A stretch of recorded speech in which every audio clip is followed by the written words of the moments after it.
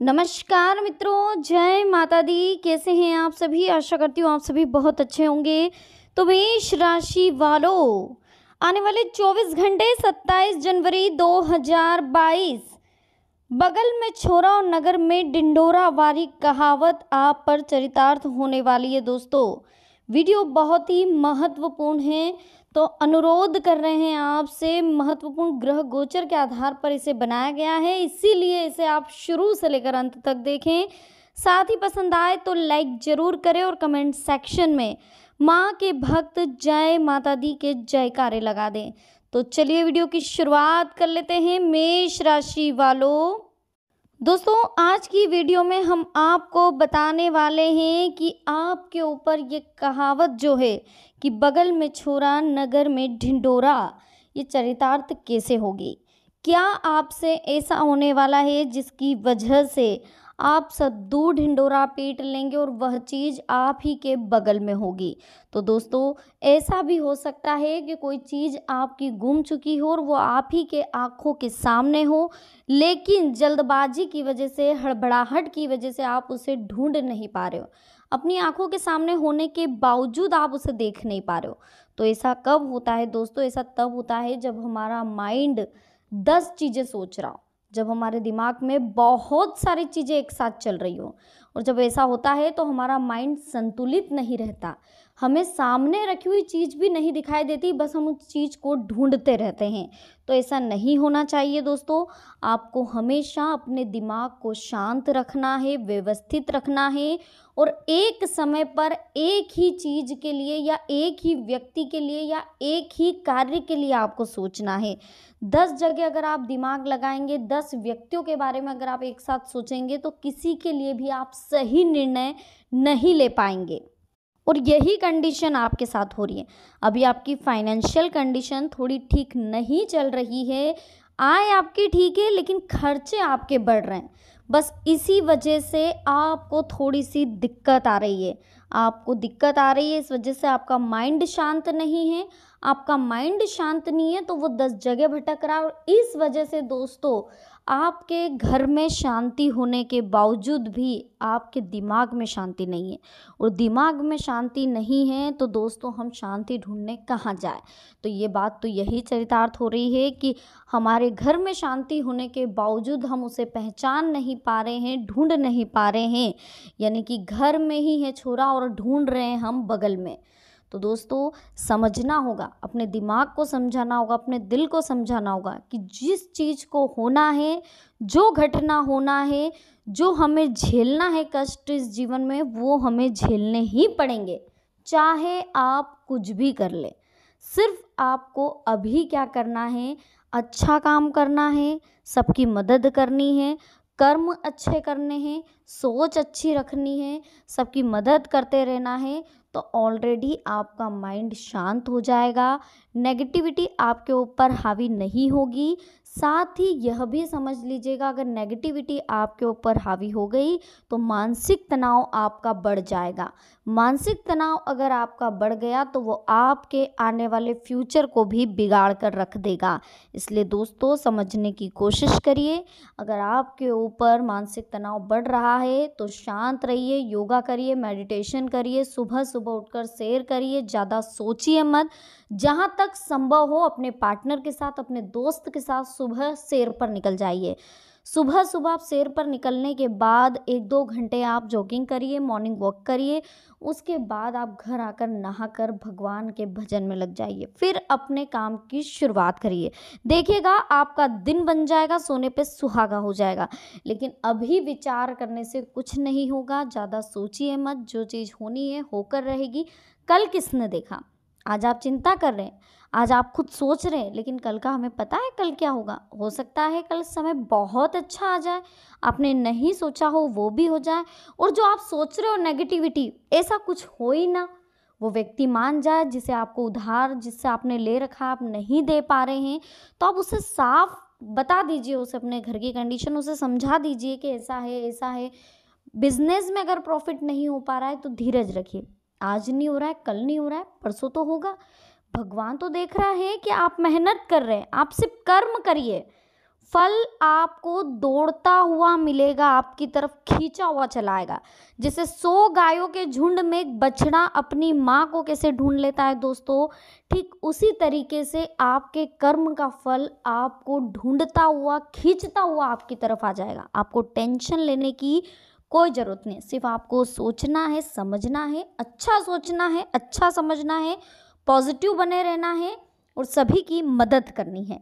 किसी से भी भेदभाव नहीं करना है, अपने कठोर वचनों पर कंट्रोल करना है। दोस्तों, आज की वीडियो हमारी आपको कैसी लगी कमेंट सेक्शन में ज़रूर बताइएगा। साथ ही पसंद आई हो तो लाइक ज़रूर करिएगा। राधे राधे कमेंट सेक्शन में लिखना बिल्कुल मत भूलिएगा। तो वीडियो की शुरुआत तो हमने बहुत अच्छे तरीके से करी थी, आपको पसंद भी आई होगी। अब हम आपसे कुछ अनमोल विचार शेयर करना चाहते हैं जो कि आपकी लाइफ के लिए बेहतरीन साबित होंगे, साथ ही दोस्तों आपकी ज़िंदगी के लिए भी बहुत महत्वपूर्ण साबित होंगे, या आपके जीवन में सकारात्मक बदलाव लेकर आएंगे। तो कुछ अनमोल विचार हम आपके साथ शेयर करना चाहते हैं, ध्यान से सुनिएगा। देखिए दोस्तों, ध्यान रखें, नियंत्रित मन के समान कोई तप नहीं, संतोष के समान कोई सुख नहीं और लालच के समान कोई बुराई नहीं। यानी कि हमें हमारे मन को कंट्रोल में रखना है, यही सबसे बड़ा तप है। और संतोष रखना है, कभी भी हमारी इच्छा ज़्यादा जाहिर हमें नहीं करनी है, जितना है उसी में अगर हम खुश रहेंगे तो हम हमेशा सुखी रहेंगे। लालच नहीं करना है, क्योंकि लालच बहुत बड़ी बला है जो हमें अच्छे से अच्छे पोजीशन से भी नीचे बिठा सकती है। देखिए, अगर हम किसी काम के बारे में बहुत ज़्यादा सोचते हैं तो वो काम हम कभी भी नहीं कर पाएंगे। काम सोचने से नहीं, करने से होता है। जो लोग कड़ी मेहनत के बाद भी सफलता हासिल नहीं कर पाते, उनमें से अधिकतर निराश हो जाते हैं। असफलता की वजह से निराश नहीं होना चाहिए, बल्कि सकारात्मक सोच के साथ फिर से प्रयास करना चाहिए। समझदार इंसान वही है जो अपनी योग्यता, जगह और समय के अनुसार काम करता है। देखिए, जीवन में बदलाव होते रहते हैं, जैसे सुख आ रहा है वैसे दुख भी आएगा। हमें बदलाव को स्वीकार करना है और नई सोच के साथ नए काम करने हैं और आगे बढ़ना है। कभी भी खुद को कमज़ोर ना समझे, वरना जीवन में कभी भी कोई बड़ा काम आप नहीं कर पाएंगे। बड़ा काम करने के लिए हमें बड़ी सोच रखनी, हमें खुद को कमज़ोर नहीं समझना, हम सब कुछ कर सकते हैं।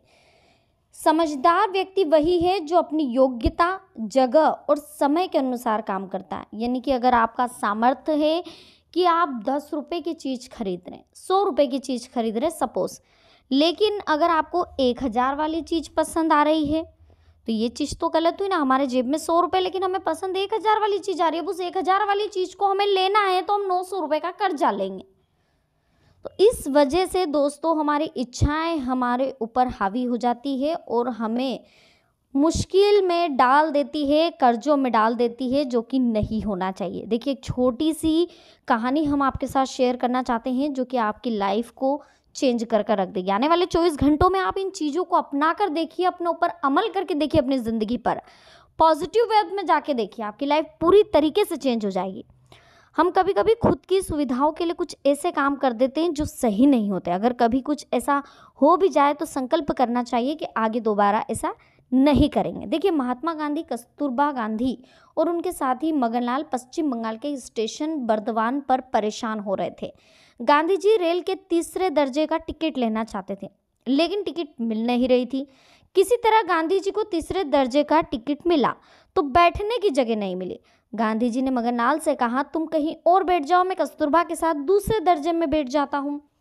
जब टिकट चेकर आया तो गांधी जी ने उससे कहा, आप डिफरेंस बना दीजिए, जगह ही नहीं बैठने की थी तो हम यहाँ बैठ गए। वहाँ थोड़ी बहस भी हुई थी। जब ये तीनों कल्याण स्टेशन पर रेल से उतरे तो थके हुए थे, वहाँ इन्हें नहाना था। गांधी जी और मगनलाल तो स्टेशन के पानी से नहा लिए, लेकिन कस्तूरबा के लिए व्यवस्था नहीं हो पा रही थी। गांधी जी ने सोचा कि इन्हें नहाने के लिए तो 2रे दर्जे के कमरे में जाना पड़ेगा, लेकिन हमारे पास तो टिकट 3रे दर्जे का है। इतने में वहाँ कुछ लोग आए जो गांधी जी को पहचानते थे। लोगों ने कहा, आप चिंता ना करें, हम समिति के सदस्य, हम यहाँ खड़े हैं, कोई रुकावट नहीं आएगी।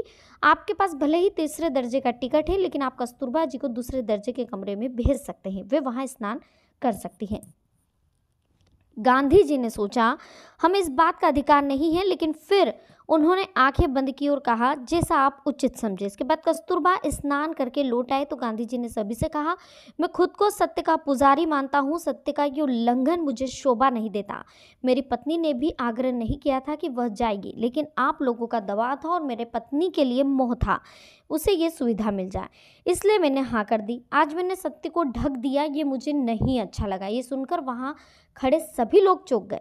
गांधी जी का ये किस्सा हमें यह सीख देता है कि जीवन में कभी कभी कुछ घटनाएं ऐसी हो जाती है जिसे हमें समझौता करना पड़ता है। खुद की सुविधाओं के लिए हमें कुछ ऐसे काम करने पड़ते हैं जो सही नहीं है। अगर हम कभी ऐसा कुछ हमारे साथ हो भी जाए तो हम संकल्प ले लें कि हम भविष्य में दोबारा ऐसा नहीं करेंगे। तो दोस्तों, आज की वीडियो में हमने आपको बताया आने वाले 24 घंटे आपके कैसे रहेंगे, किस तरह से आपको आने वाले 24 घंटों में अपने माइंड पर, अपने तनाव पर किस तरह से फोकस करना है, किन चीज़ों को आपको ध्यान में रखना और किन चीज़ों से दूर रहना है। वीडियो पसंद आई हो लाइक करिए, कमेंट सेक्शन में जय माता दी राधे राधे लिख दीजिए। साथ ही दोस्तों, अगर चैनल अच्छा लग रहा हो तो ज़रूर सब्सक्राइब करें, क्योंकि आने वाली और भी लेटेस्ट वीडियो आप तक आसानी से पहुँच सकती है। तो चलिए मिलते हैं नेक्स्ट वीडियो में। धन्यवाद। जय माता दी।